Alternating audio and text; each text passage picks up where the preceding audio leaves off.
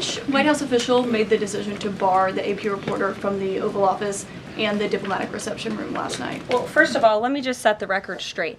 It is a privilege to cover this White House. It's a privilege to be the White House press secretary. And nobody has the right to go into the Oval Office and ask the President of the United States questions. That's an invitation that is given.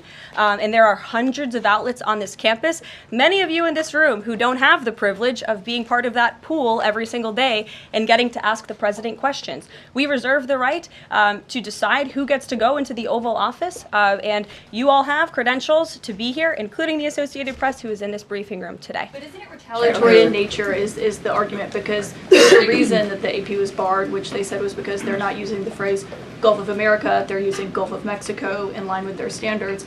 And so the question here is this setting a precedent that this White House will retaliate against reporters who don't use the language that you guys believe reporters should use? And how does that align with the First Amendment commitment that you were just talking about? I was very upfront in my briefing on day one that if we feel that there are lies being pushed by outlets in this room, we are going to hold those lies accountable. And it is a fact that the body of water off the coast of Louisiana is called the Gulf of America. And I'm not sure why news outlets don't want to call it that, but that is what it is. The Secretary of Interior has made that the official designation in the Geographical Identification Name Server. And Apple has recognized that, Google has recognized that, pretty much every other outlet in this room has recognized that body of water as the Gulf of America, and it's very important to this administration that we get that right, not just for people here at home, but also for the rest of the world.